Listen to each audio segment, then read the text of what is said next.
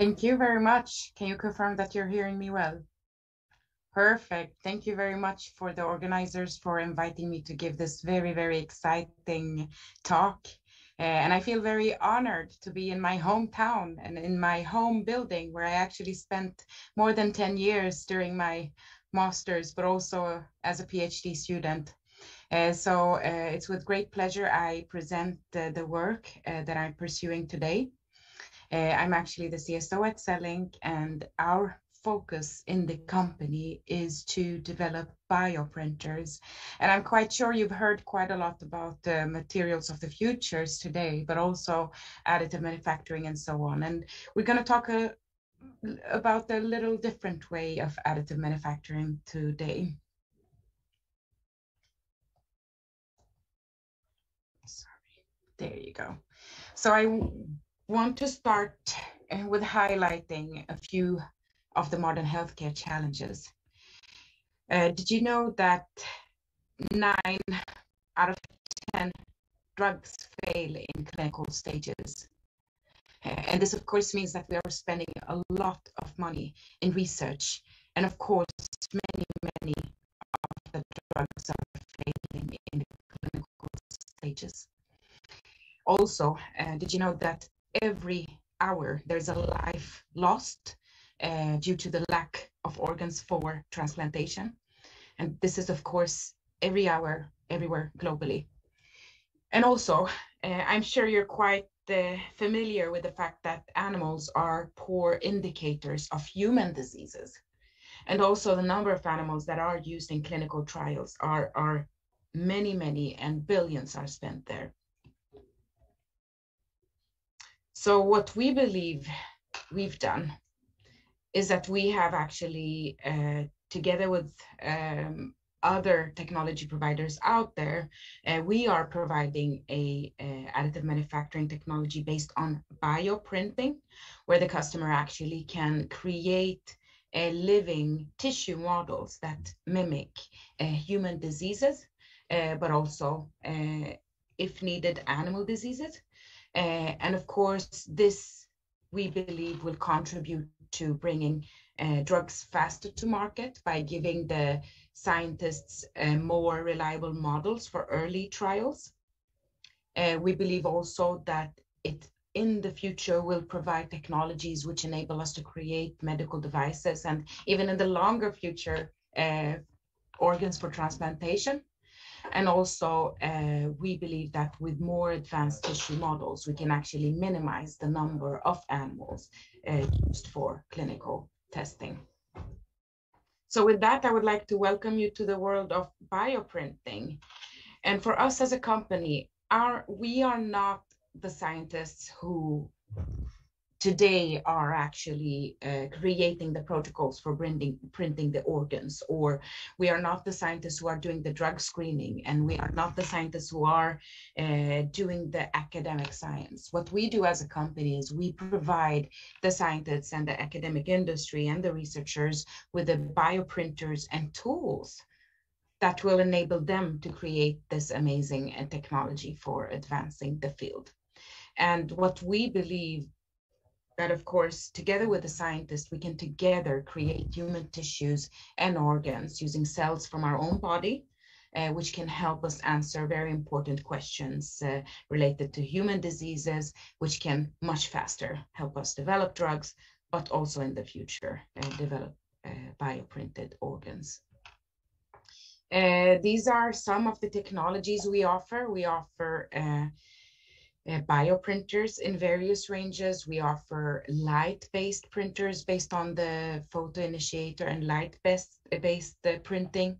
And we also have quite a large portfolio of bioinks that we offer the scientific community.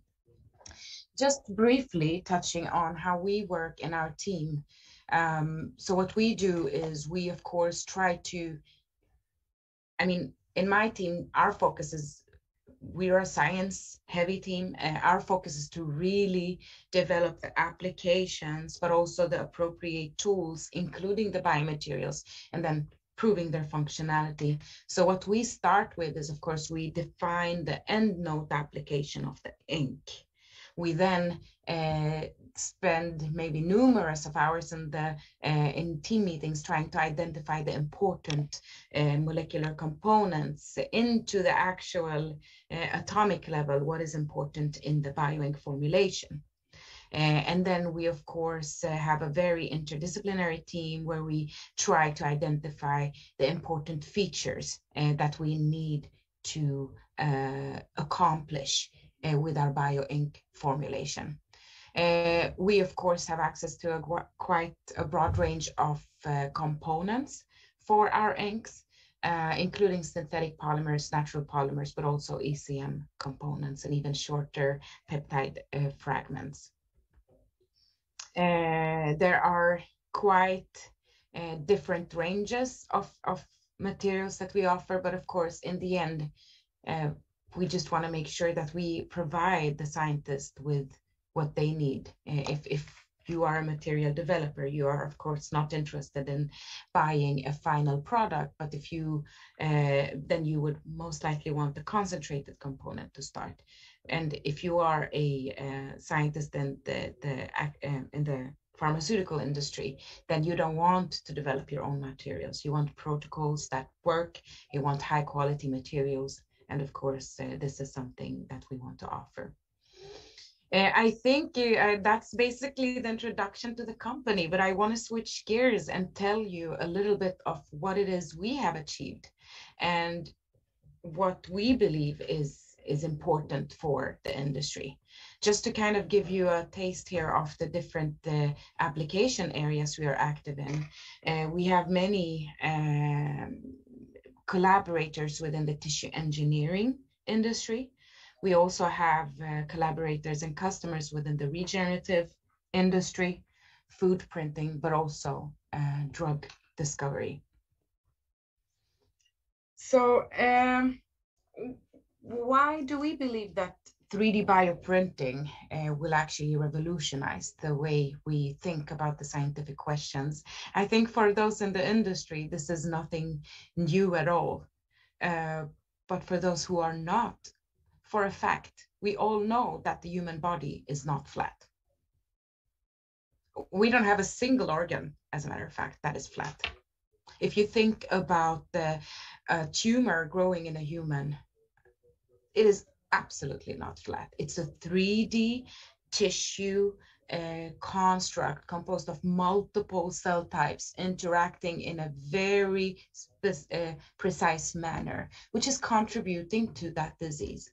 So modeling the disease on flat models in a dish will never be a fully representative model. And this is, of course, one of the reasons why why the research industry and the pharmaceutical industry is failing. It is important that we have more accurate and more advanced models to advance our findings, but also to fail faster. There's nothing wrong with failing if we can do it fast. Just a few examples here. We have the vascular network, which grows in 3D. It does not grow flat. Stem cells develop and differentiate in 3D. And we also have the liver cells, which actually has many of their functions depending on the 3D architecture. And now I think I would like to switch gears a little bit and maybe describe how a bioprinting workflow actually takes place. So let's imagine we want to create a 3D model of a personalized tumor for a very specific patient. We can, in this case, using the biopsy from the patient, expand that cell population. We can actually select the appropriate ink, as you see in the third box, and then we can actually mix those cells with the ink, print the model, and of course perform the drug screening to first of all identify the appropriate drug, but also identify the accurate dose. Once we have printed the construct, we actually cross-link the bioprinted model, and we can actually add cell culture media and incubate it in our traditional incubators, as we would with any tissue model or cell culture traditionally that has been used in conventional methods. So I want to show a few examples, and I already mentioned cancer. What this example is showing is actually a lung cancer type. And this was a very, very aggressive lung cancer type that a pharmaceutical company in the US, I mean, it's an international company, but this team was located in the US. They actually approached us and wanted us to see if we could help them create models where they actually could perform their screening, because they could not, with their technology, which was performing spheroid cultures, their spheroids would collapse after some time and the cells would spread out. They were not able to maintain the 3D architecture long enough to perform their assay. And we actually managed, using our technology and our in-house developed bioinks, help them create models that were actually remaining their spheroid shape more than 16 days. But what you're seeing here is the 16-day time point. And what we also could show to them was that the reason that they were having a hard time keeping their spheroids was due to the fact that this cell type is indeed very, very aggressive and very metastatic. So the cells didn't want to retain their spheroid formation. They were so far ahead in the EMT transition, the epithelial to mesenchymal transition. So the signals that they had was, okay, let's spread to other organs and create tumors. But we actually managed to at least help them optimize their models. And we also demonstrated that the bioprinted models allowed the cells to actually migrate, move around, reach to each other, and also create clusters. So once you bioprint in a biomaterial, that does not mean that the cells are fixated. Another example, this is a collaboration with a doctor in Germany, and he had iPS-derived cardiomyocytes that would stop beating after some time. So he actually approached us and asked us, do you have a material that can help me push these cells to maturation, but also keep them beating for a longer time in cultures, so that we can actually use these in potential translational applications. In this case, he was aiming to creating a repair patch for a scarred heart. We know that after a stroke or a heart stroke, there is a scar tissue formation in the heart, which never regains its original functionality. So the goal here was to actually create the patient-specific patch that can be used for regenerative medicine. And to his surprise, using our bioinks, we actually proved to him that not only were our cells beating longer than the week that he had in his lab, our cells kept on beating at day 21, at day 28, and at day longer than that. And he was very, very impressed. And what was also astonishing was that in the bioprinted constructs, the cells were actually beating in a coordinated fashion, where there was a, you know how the heart beats in a very coordinated manner. We could actually see that a very synchronized beating of the heart cell clusters. Another example of bioprinting, the liver, we know, is a very, very important organ, and it's a very, very important model for the pharmaceutical industry. It's important to study human diseases such as liver fibrosis, fatty liver disease, but it's also important for any drug that is developed by pharma. We know that every drug that is developed needs to go through a DMP, drug metabolism and pharmacokinetic study. And by having more advanced models, of course, those can be performed without using the many, many animals that are today used by the industry. These are just examples of a disease model, which is liver cancer. We also have liver fibrosis in the center here demonstrated, and we also have a healthy model of primary cells that can be used to study drug metabolism and so on. A very important example, since we all know that cosmetic testing has been banned in the European Union, in Asia, and in Japan, and many, many other countries. We know that US are also following our footsteps. So cosmetic testing has been completely banned on animals. And for that reason, it's very, very important that we have advanced models that can actually mimic the human skin. And we know that, for example, the anti-aging industry and the rejuvenation industry is also very huge in the industry. And we need to make sure that those compounds are safe for us. So we have actually spent a great amount of time developing 3D bioprinted models. And of course, so has our customers and collaborators internationally. So we are a very young company. The company was founded in 2016, so we are now almost, and next year we will be 6 years old, but we have actually managed to spread our technology to 1,200 labs worldwide.